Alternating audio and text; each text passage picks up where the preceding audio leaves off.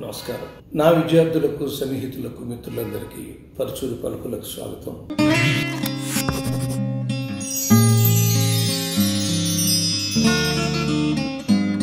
ఈ రోజున మనందరికీ గురువు గారు దాసి నారాయణరావు గారి పుట్టినరోజు నాడు 4వ తారీఖు కుదరక 5వ తారీఖు మేము కార్యక్రమం చేశాము శిల్పకళా వేదికలో. మీ అందరూ అది చూసి కూడా ఉంటారు, చాలామంది లైవ్ కూడా ఇచ్చినట్టు ఉన్నారండి. మరి వాళ్ళు లైవ్లో అన్ని టీవీలకి ఇచ్చారో లేదో తెలియదు. కానీ నేను నా జీవితంలో వారిని ఎందుకు మర్చిపోలేనంటానండి, అన్నగారికి నేను సినిమా రాసి చండశాసనుడు ఆ స్క్రిప్ట్ ఆయనకి ఇచ్చిన తర్వాత మంచిది వెళ్ళిరండి అని ఆయన అలా అంటారు సామాన్యంగా. కానీ అలా అనలేదండి. ఆ రోజు అనకుండా అలా నడుచుకుంటూ వస్తున్నారు, పక్కనే ఏదో మాట్లాడుతున్నారు, అలా మాట్లాడుతున్నాను. ఆ గేటు దగ్గరికి వచ్చి నాకు ఒక్కసారి నా భుజం మీద చేసి అలా చూస్తే ఏంటా నేను అటు చూశాను. అప్పుడు నిజంగా ప్రామిస్గా నాకు తెలియదండి అది దాసరి నారాయణరావు ఇల్లు అంటే మనసులో తలుచుకున్నాను. గొప్పడు కదా ఆయన, మిమ్మల్ని అంత వాణ్ణి చేస్తాను అన్నాడు. ఇది నా హృదయ ఫలకం మీద అన్నగారి వాక్యాన్ని నేను రాసుకున్న రోజండి. అది నేను డైరెక్టర్ని, అంత గొప్ప డైరెక్టర్ని కాలేకపోవచ్చు. సర్పయాగం, ప్రజాస్వామ్యం లాంటి సినిమాలు బాగా తీశారని మాకు అవార్డులు వచ్చి, నందులు వచ్చి మెచ్చుకున్నారు. కానీ ఆయనతో పోల్చుకుంటే రాఘవేంద్రరావు ఇట్లా వీళ్ళు వాళ్ళందరూ ఆయనతో పోలికలోకి వస్తారు తప్ప మేము కాదండి. మేము రచయితలుగా 358 సినిమాలు రాసు అంటే జీవితం మీకు చెప్పాను కూడా ఒకసారి. రామారావు గారే మళ్ళీ దానికి కూడా కారణం. ప్రజాస్వామ్యం తృతీయ ఉత్తమ చిత్రంగా వచ్చినప్పుడు నంది నాకు అన్నయ్య చేతికి ఇలా ఇస్తూ ఆయన రచయితలుగా మీ స్థానం అక్కడుంది, దర్శకులుగా ఎందుకు ఎదగాలని చూస్తున్నారు అన్నాడు. మళ్ళీ అన్నగారు ఆ మాట కూడా అంతే. అది లోపలికి వెళ్ళి టక్కుమని ఎక్కడ సెటిల్ అవ్వాలో అక్కడ సెటిల్ అయ్యింది. నిజం, మనకి ఒక రచయిత అనేటువంటి ఒక అద్భుతమైన ప్రక్రియలో ఒక భాగస్వామ్యం లభించింది. దాన్ని అద్భుతంగా మనం తీసుకుంటూ వెళుతున్నాం. అలాంటప్పుడు డైరెక్టర్గా అవ్వాలనే కోరిక ఎందుకు కలుగుతుంది మనకి? మీకు చెప్పాను ఒకసారి, 3 నిర్మాతలు, మామూలు కాదండి. త్రివిక్రమరావు, దేవి ప్రసాద్ గారు, అశ్విని దత్తు గారు, సురేష్ బాబు 4వ వాడు.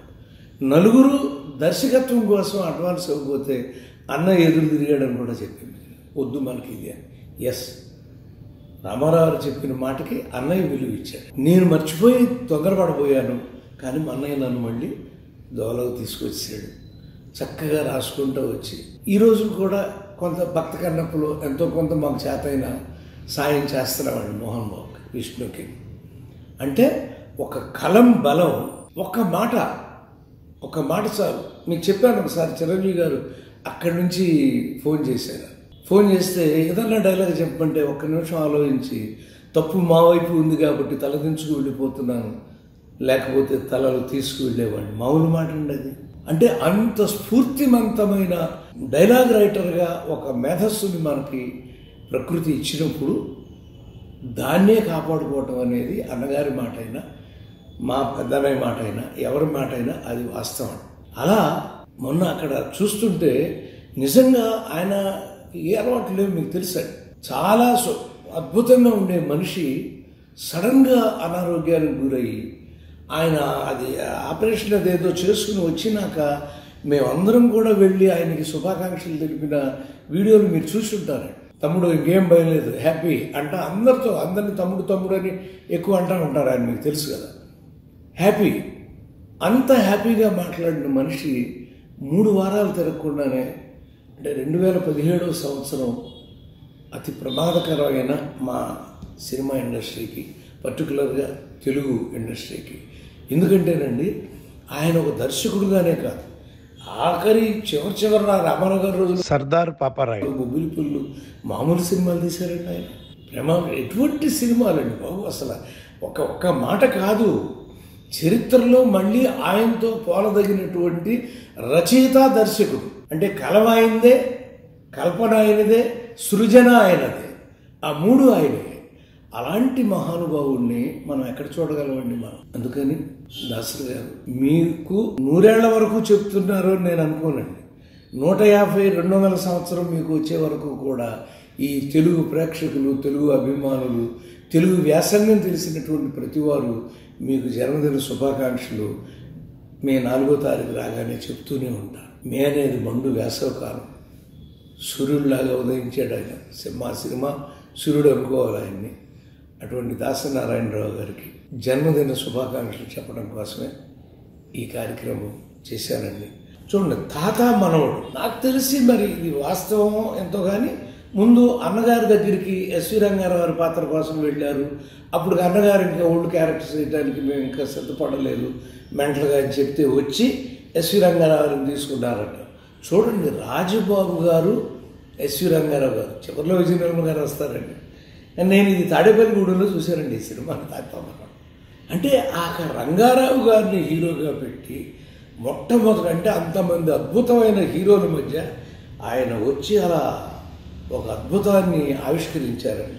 అలాగే సంసారం సాగరం, బంట్రోతు భార్య, ఇవన్నీ చిన్న సినిమాల్ని పెద్ద హీరోలు ఎవరు లేరండి అక్కడి దాకా. మీకు ఏ పెద్ద హీరోను ఆయనకు దొరకకుండా అలా చిన్న సినిమాలతో, అందుకే లాస్ట్ వరకు కూడా ఆయన మీరు గమనిస్తే చిన్న సినిమాని ప్రేమిస్తూ ఉండేవారు. చిన్న సినిమాలు రాసే రచయితలన్నా, తీసే దర్శకులన్నా, నిర్మించే నిర్మాతలన్నా దాసనారాయణరావు గారికి చాలా ఇష్టం. ఎందుకంటే ఇండస్ట్రీ బతకాలి అంటే అప్పుడంటే హీరోలు కొంతమంది 6 సినిమాలు, కొంతమంది 8, కొంతమంది 10, 14-15 కృష్ణ గారు, చిరంజీవి గారు ఒకసారి అరసారి చేశారు. కానీ ఎన్ని కలుపుకున్నా మీకు ఎన్ని సినిమాలు అవుతాయండి అవన్నీ? మరి అందరూ బతకాలి కదా, ఇన్ని వేల మంది కార్మికులు బతకాలి కదా. బతకాలి అంటే చిన్న సినిమా బతకాలి. ఆ చిన్న సినిమా బతకాలి అని ఆయన చెప్పటం. ఆ తర్వాత స్వర్గ నరకంతో ఆయన మోహన్ బాబు గారిని తీసుకొచ్చాడు. అసలు ఆ సినిమాతో ఒక కబడ్డీ ఆడుకున్నాడు. ఆ క్యారెక్టరైజేషన్ మీరు సరదాగా నా కోసం ఒకసారి స్వర్గం నరకం దొరుకుతుంది ఎక్కడో చోట మీకు అలా చూస్తే ఆయన పెన్ను ఎన్ని విన్యాసాలు చేసిందో మీకు అర్థమవుతుందండి. బలిపీఠం, రంగనాయక గారి నవలది, శారద గారు ఉంటారు. అస్సలు హృదయాన్ని హత్తుకుని గుండెల్ని పిండేసే సినిమా అలా ప్రేక్షకుల హృదయాల్లోకి ఆయన పంపించేసారండి. భారతంలో ఒక అమ్మాయి, చిన్న అమ్మాయితో చివరికి వచ్చేసరికండి లాస్ట్లో ఇందాక మీకు చెప్పినట్టుగా ఇక సర్దార్ పాపారావు, బొబ్బిలి రాజాలు వచ్చినాక బొబ్బిలి రాజా మా సినిమా అండి, బొబ్బిలి పులి. ఆ సినిమాలతో ఒక అద్భుతమైన ట్రెండ్కి శ్రీకారం చుట్టేసేసి, అంటే సినిమా అంటే ఇది అని అసలు అలా అతుక్కుని థియేటర్లో ఆడేసేటువంటి పరిస్థితులు క్రియేట్ చేశారు. రాఘవేంద్ర గారు అంతేనండి, ఈయన అంతే. అంతకుముందు వి మసూదన్ గారి సినిమాలు కూడా అంత అద్భుతంగా అతుక్కుని ఉండేవి. అలా ఏమైనా గురువు గారు మీ పుట్టినరోజు అయిపోయిన తర్వాత యాక్చువల్గా ఆ ముందే చెప్పాలి, అనేక కార్యక్రమాల్లో ఇరుక్కుని 4వ తారీఖుకి ఈ వీడియో వచ్చేటువంటి ఇది లేకుండా చేసినందుకు నన్ను మీరు క్షమించాలి. ఎందుకంటే మీ మీద ఉన్న మా ప్రేమాభిమానాలు అందరికీ ఉన్నాయి కాబట్టి ఆ రోజు చెప్పినట్టుగానే దీన్ని భావించి ప్రేక్షకులందరూ గురువు గారికి ఒక నీరాజనం అర్పిస్తే ఆ నీరాజనంతో ఆయన మనకు ఆశీస్సులు కురిపిస్తారు. ఆ ఆశీస్సులు మనం అందుకోవచ్చని తెలియజేస్తూ సెలవు తీసుకుంటాను. నమస్కారం.